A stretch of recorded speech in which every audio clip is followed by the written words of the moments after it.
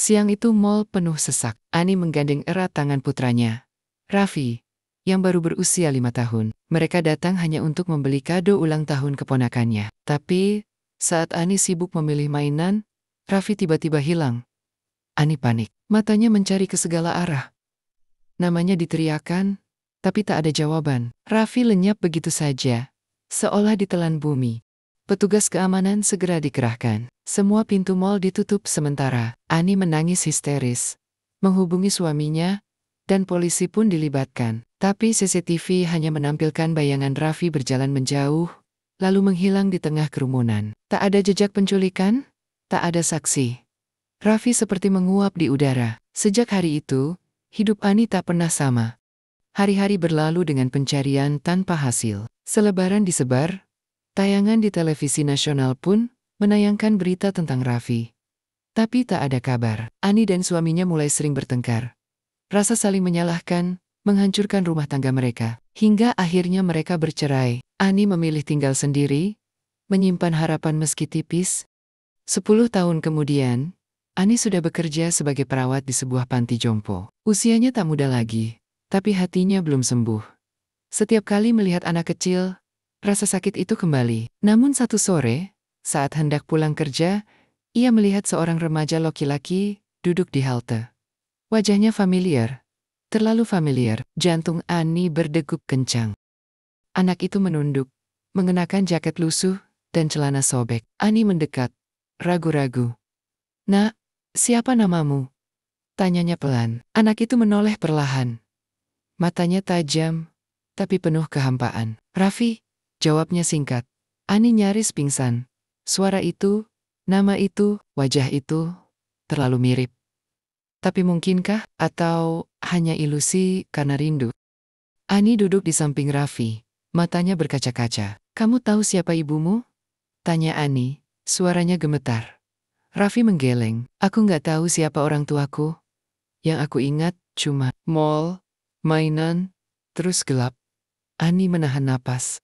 Hatinya yakin, ini anaknya. Tapi ia juga tahu, harus ada bukti. Ia tak boleh gegabah. Ani mengajak Raffi makan di warung dekat halte. Ia memperhatikan setiap gerak-geriknya. Ada bekas luka kecil di alis kanan persis seperti luka Raffi kecil saat terjatuh di kamar mandi. "Selama ini kamu tinggal di mana, Raffi?" tanyanya. Raffi menceritakan kehidupannya. Dibesarkan oleh seorang pria misterius, selalu berpindah tempat, tak pernah sekolah. "Aku manggil dia Om. Tapi Om itu kasar. Aku sering dikurung. Aku kabur waktu dia tidur. Dan udah nggak balik lagi," ucap Raffi lirih. Ani menggenggam tangannya erat. Ini bukan kebetulan. Tapi, bagaimana cara membuktikan? Ani memutuskan membawa Raffi ke rumah. Dan diam-diam melakukan tes DNA. Ia ingin kepastian sebelum semuanya diumumkan.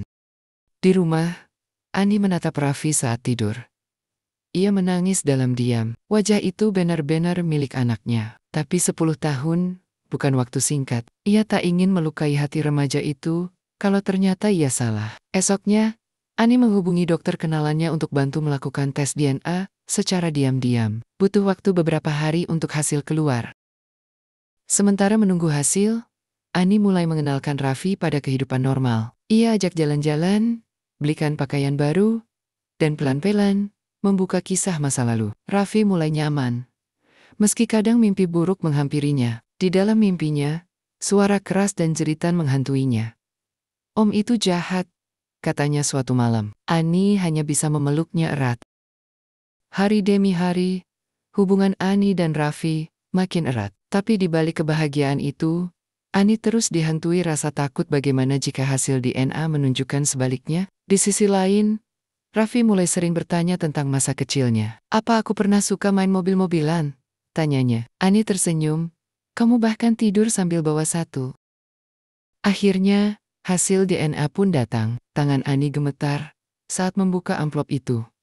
Matanya berkaca-kaca, lalu jatuh menangis. 99,9% kecocokan Raffi benar-benar anak kandungnya. Tak menunggu lama, Ani langsung memeluk Raffi dan mengatakan kebenarannya. Raffi hanya terdiam, matanya berkaca-kaca.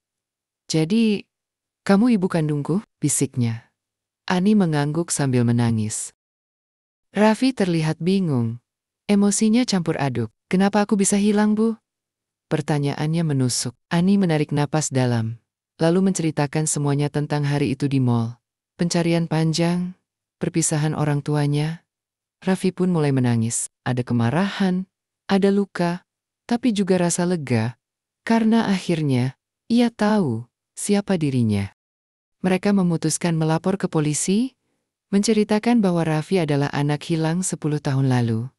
Kasus pun dibuka kembali. Pihak berwajib mencoba mencari siapa pria yang selama ini membawa Raffi. Raffi membantu menggambarkan ciri-cirinya. Beberapa orang mencocokkan dengan data penculik anak yang pernah buron. Dan satu nama mencuat. Namanya Wahyu. Pria yang dulu pernah ditangkap karena kasus penculikan anak. Tapi bebas, karena kurang bukti. Ia menghilang sejak 10 tahun lalu. Wajah yang digambarkan Raffi sangat mirip dengan Wahyu. Polisi mengerahkan tim untuk melacak keberadaannya. Di sisi lain, Ani menghubungi mantan suaminya, ayah Raffi, untuk memberi kabar besar ini. Rudy, mantan suami Ani, terdiam saat mendengar kabar itu. Suaranya gemetar Raffi. Dia hidup, tangisnya pecah. Ia segera datang menemui mereka. Saat melihat Raffi, Rudy langsung memeluknya erat.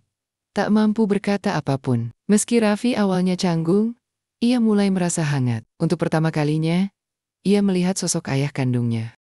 Rudy menyesal telah pergi di masa-masa berat dulu. Ia minta maaf pada Ani, dan keduanya sepakat berdamai demi masa depan Raffi. Mereka mencoba menyusun ulang puing-puing keluarga yang dulu hancur karena kehilangan. Di saat yang sama, polisi menemukan petunjuk lokasi Wahyu dari laporan seseorang yang mengenal wajahnya. Wahyu ternyata tinggal di pinggiran kota, menyamar sebagai tukang servis barang elektronik. Polisi segera bergerak. Saat penggerebekan dilakukan, Wahyu mencoba kabur, tapi berhasil ditangkap. Di rumah kontrakannya, ditemukan beberapa mainan dan foto anak-anak lain yang mencurigakan. Dugaannya, Raffi bukan satu-satunya korban. Wahyu akhirnya mengaku, ia menculik Raffi secara acak, hanya karena ingin punya anak tanpa menikah. Ia memindah-mindahkan Raffi dari satu tempat ke tempat lain, untuk menghindari pelacakan. Ia juga mengaku sempat menculik 2 anak lain. Tapi entah kemana mereka sekarang. Polisi membuka penyelidikan baru, lebih luas dari kasus Raffi. Raffi kembali menjalani hari-hari normal. Ia mulai sekolah, meski tertinggal jauh. Tapi semangatnya besar. Ani dan Rudy mendampinginya, mencoba menjadi orang tua seutuhnya. Meski luka itu tak bisa hilang, mereka percaya cinta bisa menyembuhkan. Raffi masih sering bermimpi buruk, tapi kini ia tahu, ia tak lagi sendirian. Hari-hari Raffi di sekolah tidak mudah. Teman-temannya banyak bertanya tentang masa lalunya. Ada yang penasaran, ada juga yang mengejek. Tapi Raffi belajar tegar. Ia tahu masa lalunya kelam, tapi masa depan masih bisa ia bentuk. Ani selalu mengantar dan menjemputnya, memastikan anaknya tak merasa kehilangan lagi, walau sedetik. Rudy mulai sering datang, bahkan ikut menemani belajar. Raffi pelan-pelan menerima sosok ayah yang dulu hilang. Mereka mulai berbincang dari hati ke hati. Ayah minta maaf, karena dulu pergi, kata Rudy. Raffi hanya mengangguk. Aku gak ingat apa-apa soal ayah. Tapi, sekarang aku mau kenal lebih dekat. Sementara itu, pengadilan memutuskan hukuman berat untuk Wahyu. Ia terbukti melakukan penculikan berantai. Kasus Raffi menjadi pintu bagi pengungkapan kejahatan lain. Nama Raffi muncul di berita, tapi Ani memilih menjaga privasi mereka. Ia ingin Raffi tumbuh seperti anak-anak lain, tanpa cap korban penculikan yang terus melekat. Tahun pertama sekolah selesai, Raffi mendapat penghargaan sebagai murid paling tekun. Ani dan Rudy berdiri di belakang aula, bangga dan terharu. Raffi berdiri di atas panggung dengan senyum penuh harapan. Aku mungkin kehilangan 10 tahun hidupku, ucap Raffi di depan teman-temannya. Tapi sekarang, aku tahu kemana aku pulang.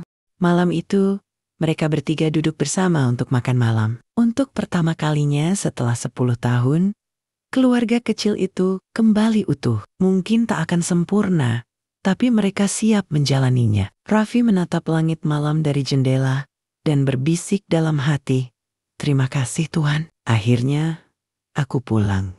Raffi mulai menulis buku harian. Di sana, Ia menuliskan setiap kenangan yang perlahan muncul kembali. Potongan-potongan kecil seperti bau mal, suara mainan, bahkan suara ibunya saat panik. Semua mulai terhubung. Menulis menjadi cara Raffi menyembuhkan diri, menyusun ulang siapa dirinya sebenarnya, dan membangun masa depan. Ani dan Rudi memutuskan untuk tidak kembali sebagai pasangan, tapi tetap menjadi orang tua yang solid. Mereka menghadiri setiap acara sekolah Raffi. Datang di rapat wali murid bersama-sama. Raffi merasa dicintai. Dan itu sudah cukup. Tak perlu lagi mencari di luar rumah, semua yang ia butuhkan kini ada di dekatnya. Suatu hari, Raffi diajak bicara di seminar anak hilang. Di hadapan banyak orang tua, ia berkata, "Jangan pernah menyerah. Mencari. 10 tahun aku hilang, tapi satu pelukan ibuku menyembuhkan semuanya." Kata-katanya membuat banyak orang menangis. Ia bukan hanya korban, tapi penyintas yang memberi harapan bagi banyak hati yang patah. Cerita Raffi ditulis dalam sebuah artikel majalah, lalu diangkat jadi film dokumenter. Tapi, Raffi memilih tetap hidup sederhana. Ia hanya ingin sekolah, kuliah, dan suatu hari jadi psikolog anak. "Aku ingin bantu anak-anak seperti aku dulu," katanya pada Ani. Ia tak ingin tragedinya, ia ingin menjadi cahaya. Kini, di dinding kamar Raffi tergantung satu foto besar. Ia, Ani, dan Rudi sedang tertawa bersama. Di bawahnya tertulis, "Pulang bukan soal tempat, tapi tentang hati yang menemukan jalannya." Cerita mereka adalah bukti. Meski takdir membawa pada jalan yang gelap, cinta akan selalu jadi cahaya menuju rumah yang sebenarnya.